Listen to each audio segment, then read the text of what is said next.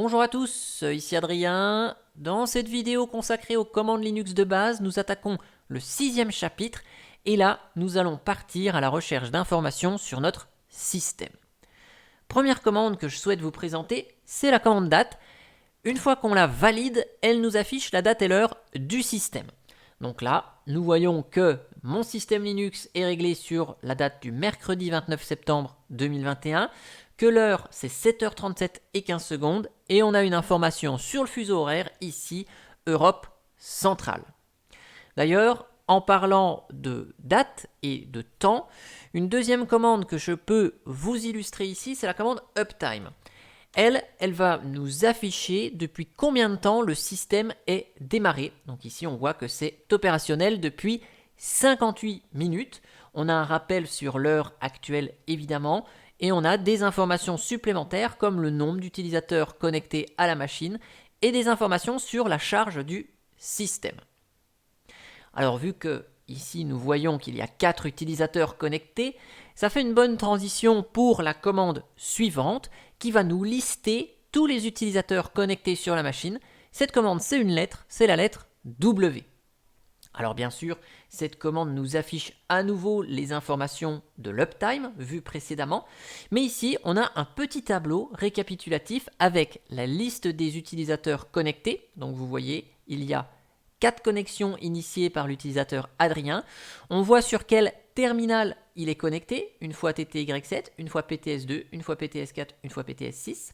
Ces terminaux PTS sont des terminaux graphiques et le TTY, c'est en anglais le Teletype Writer et ce sont ces fameuses consoles que l'on accède via les raccourcis clavier CTRL-ALT F1 à CTRL-ALT F12.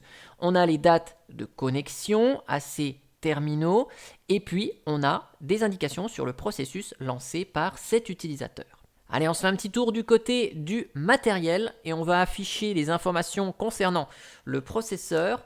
Et tout ça, c'est situé dans un fichier qui est situé dans /proc/cpu-info. Ok.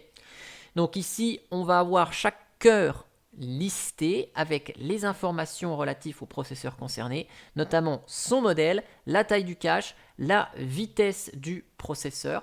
Donc si je descends ici dans le fichier, on en a plein des informations. Chaque cœur est listé ici. Bien sûr, une machine pouvant accueillir plusieurs processeurs, surtout dans le cadre de serveurs.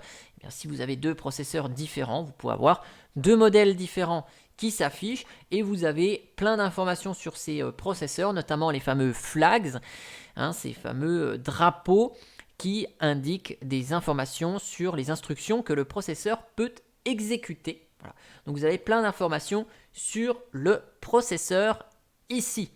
Si on veut avoir la même chose côté mémoire, donc là ça va être des affichages d'informations sur la mémoire, eh bien c'est un fichier qui est situé dans /proc également, et il s'appelle MEMINFO. Alors ici on n'a pas d'informations sur le matériel installé, quel modèle de barrette, quel type de mémoire, mais on a toutes les informations relatives à l'usage de la mémoire, à savoir ce qui est installé et détecté dans le système, la mémoire totale, la mémoire qui est libre, la mémoire qui est disponible, ce qui est consommé par les buffers et le cache. On a même les informations sur le swap ici, donc sur les fichiers d'échange, ça fait partie de la mémoire active, la mémoire inactive. Donc on a beaucoup d'informations ici qui peut être plus ou moins technique.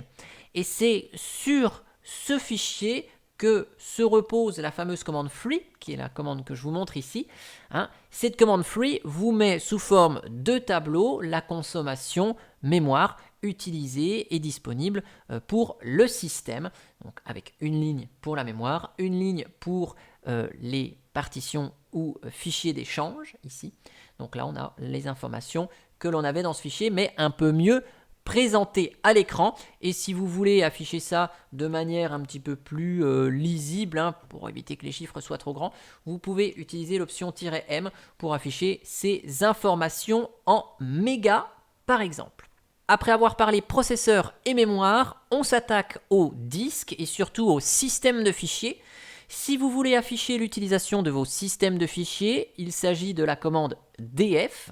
Alors là, on va voir tous les systèmes de fichiers qui sont montés avec leur point de montage en dernière colonne. Et pour chacun de ces systèmes de fichiers, on a des informations sur l'espace utilisé, l'espace disponible et cette indication en pourcentage du taux de remplissage. Alors vous voyez, les chiffres sont assez énormes ici. Si vous voulez afficher ça de manière un petit peu plus lisible, on va passer l'option "-h" à la commande "df" et ça va afficher les tailles lisibles par un humain, hein, c'est le but de cette option "-h.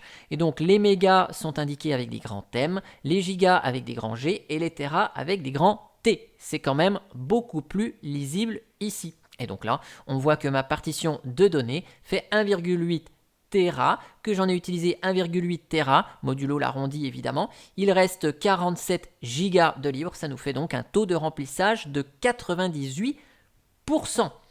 Et là, on a parlé de la taille des systèmes de fichiers, mais je vous rappelle, on est toujours dans notre dossier TMP ici avec des dossiers.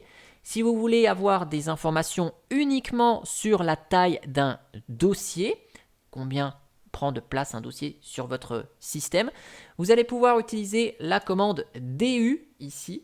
Donc si je vous fais un DU avec surtout les options S et H, H pour que ce soit à nouveau comme la commande DF, hein, lisible, la taille par un être humain, éviter d'avoir des grands chiffres. Et le S, c'est pour Summaries, ça veut dire que ça va nous faire la somme de tous les fichiers qui sont dans ce dossier. Donc si je vous fais DU-SH coin, eh bien on va avoir la taille ici du dossier qui s'appelle coin, à savoir 608 kilo-octets. Voilà un petit peu pour cette vidéo qui vous a permis de récolter des informations sur votre système. En tout cas, j'espère qu'elle vous a plu et moi je vous dis à bientôt pour une prochaine vidéo.